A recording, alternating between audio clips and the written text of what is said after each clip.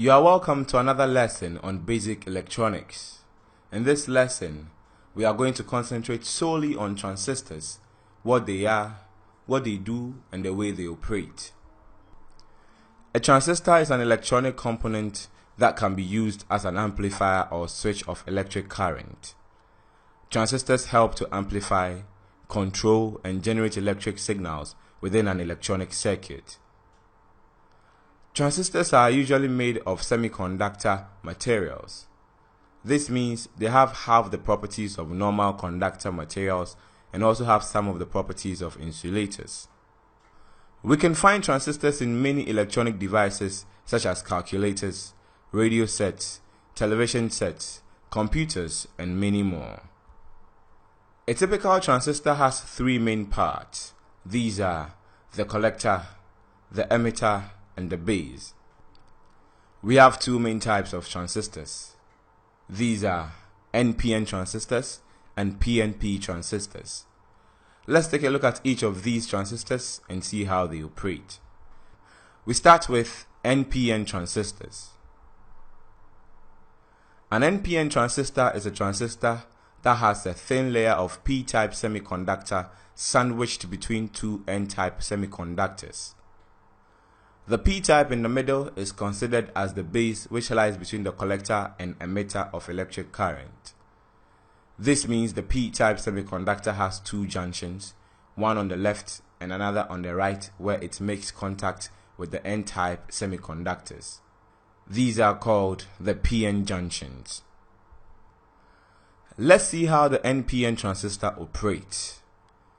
When voltage passes from a source of potential difference or electromagnetic force, it moves through the base of the NPN transistor.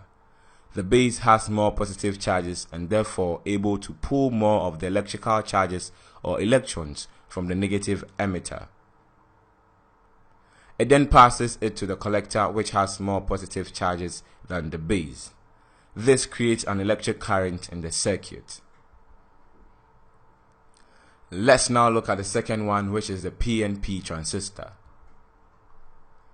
The PNP transistor is a type of transistor that has a thin layer of N-type semiconductor sandwiched between two P-type semiconductors. In this type of transistor, the N-type is considered the base and lies between the collector and the emitter, which are made of P-type semiconductor materials. There are two junctions that are created when the N-type meets either of the P-type semiconductor. Let's see how the PNP type also operates. Voltage is released from an electromotive force and it goes through the base of the PNP transistor. The base has less negative charges than the emitter and therefore pulls what we call holes from the negative emitter and passes them to the collector, which is more negatively charged current than the base. This also creates a movement of electric current in the PNP transistor.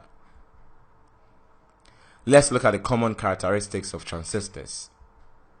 We start with the saturation mode of transistors.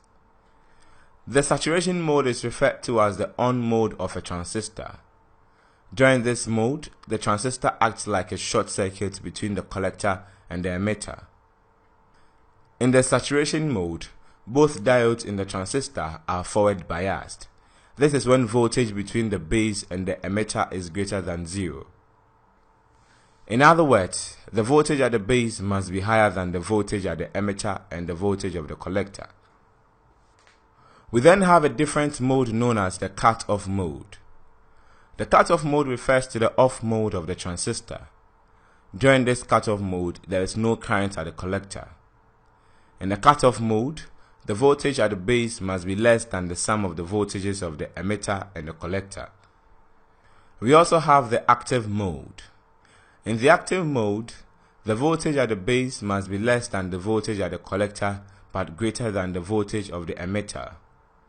This also infers that the voltage at the collector must be greater than the voltage at the emitter. We learned that transistors can be used to amplify electric current or signals. Let's look at what this means. To amplify means to make something larger. Current goes from the base into the collector and is taken out through the emitter and transistor. In the active mode of transistors, the current is taken by the base and made large. This is what we call amplification. We also learned that transistors can be used to switch electric current. Let's see what this also means. Switching means the transistor changes operation from cutoff mode to a saturation mode or from a saturation mode to a cutoff mode. The saturation mode refers to the on mode of the transistor, whilst cutoff mode refers to the off mode of the transistor. This means in switching we can use the operation of the transistor to switch to a device to the on mode or to the off mode. And this brings us to the end of this lesson on transistors. I hope to see you in the next lesson. Goodbye.